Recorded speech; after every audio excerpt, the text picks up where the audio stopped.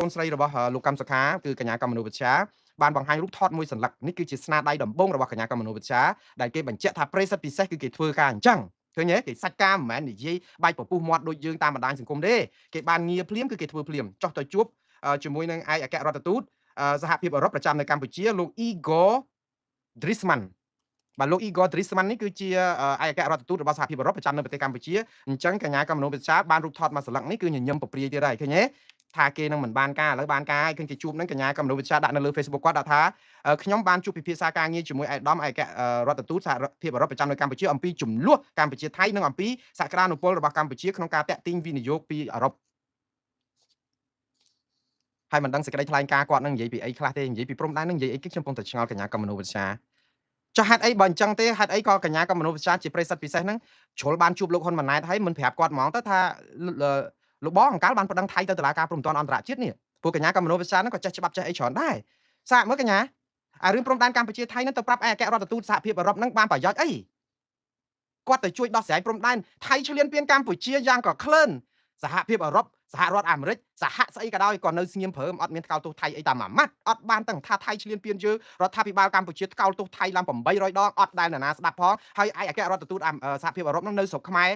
អត់ទាំងបានធ្វើអីជួយខ្មែរបានបន្តិចដើម្បីរករឿងថៃឥឡូវទៅជឿលើកញ្ញាកមនោវិជ្ជាថាទៅជួបឯកអគ្គរដ្ឋទូតលោក Igor Driesman ហ្នឹងថាអាចនឹងនិយាយបានផលអីពីព្រំដែនបានផលអីទៅការទូតឬក៏និយាយសារព័ត៌មានឬអីហ្នឹងគ្រាន់តែជាការបិទបាំងអាការចាក់ស្ដែងអត់យកទេមកនិយាយភាសាការទូតអត់មានការទូតគូតាអីទៀតទេម៉ោងនេះអត់មានការទូតគូតាអីទៀតទេគឺថៃឈ្លានពានកម្ពុជាដឹងថៃទៅតុលាការព្រំដែនអន្តរជាតិនិងយុត្តិធម៌អន្តរជាតិហើយមិនចាំបាច់កញ្ញាកមនោវិជ្ជាទៅនិយាយជាមួយអ្នកណាទេគឺរដ្ឋាភិបាលកម្ពុជាខ្លួនឯងគណៈកម្មការកិច្ចការព្រំដែនហ្នឹងដាក់ពាក្យប្តឹងថៃទៅតុលាការព្រំដែនអន្តរជាតិជាការស្រេចតែអ្វីដែលធ្វើនេះវាគ្រាន់តែជាសង្ហារឹមភ័ណ្ឌ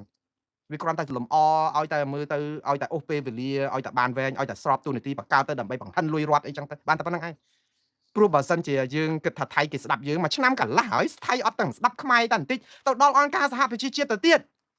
អត់ទាំងបានផលអីផងព្រោះយើងអត់ត្រូវលមាស់ឥឡូវកម្ពុជាវិចារមកអត់លមាស់ទៀតអត់ត្រូវលមាស់ហើយកម្ពុជាធ្វើរឿងមួយឆ្នាំកន្លះអត់បានផលអីផងក្នុងកម្រិតរដ្ឋាភិបាលទៅទៀតហើយទៅមកសង្ឃឹមកញ្ញាកម្ពុជាវិចារថាទៅដោះស្រាយបញ្ហាព្រំដែនបានផលសូម្បីតែឪពុករបស់នាងដែលជាប់គុកជាប់ច្រវាក់8ឆ្នាំ9ឆ្នាំនាងអត់អាចជួយគាត់បានផងគ្រួសារខ្លួនឪពុកបង្កើតរបស់ខ្លួនជាមេគណៈបកប្រឆាំងនៅជាប់គុកអត់មានសិទ្ធិសេរីភាពនយោបាយផងហើយទៅសង្ឃឹមយកដីពីថៃបានមកវិញតាមរយៈការធ្វើជាប្រិយសិទ្ធិពិសេសនេះខ្ញុំសូមជូនពរ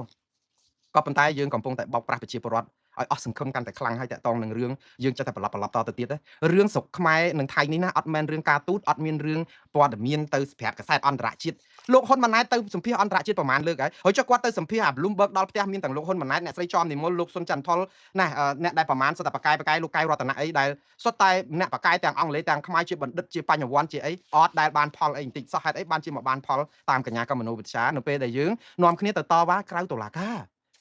តើប្រព័ន្ធការពារក្តីដើម្បីឈ្នះក្តីគេស្រែកលើកបដាមកតុលាការចឹងមែន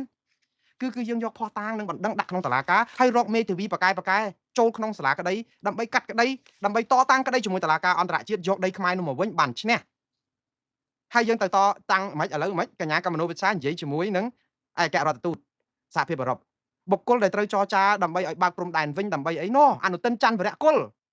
រដ្ឋាភិបាលថៃឯណោះតើកញ្ញាកមនោវិជ្ជាមានទំនាក់ទំនងអីជាមួយនឹងរដ្ឋាភិបាលថៃបើកញ្ញាធ្វើការឲ្យរដ្ឋាភិបាលខ្មែរដែលលោកហ៊ុនសែននិងលោកហ៊ុនម៉ាណែតជាពិសេសលោកហ៊ុនសែនរើស្ពាននឹងចោលអស់ហើយជាមួយក្រុមគ្រួសារតកូលថាក់ស៊ីនជាមួយនឹងលោកអនុទិនច័ន្ទវរៈគុលដោយសារលោកកែវរេមីអីប្រធានគណៈកម្មការសិទ្ធិមនុស្ស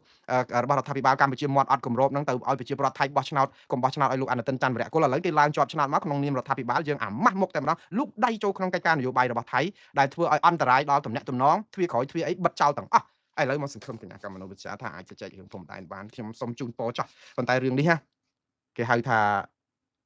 រឿងអូសកាឡាឲ្យតែយូរឲ្យតែយប់យន្តសុបិនច្រើនមានបងប្អូនខ្លះមករករឿងខ្ញុំអានិយាយរឿងច្រើននឹងទៀតអូយសូមសរសើរដោយស្មោះឲ្យបងប្អូន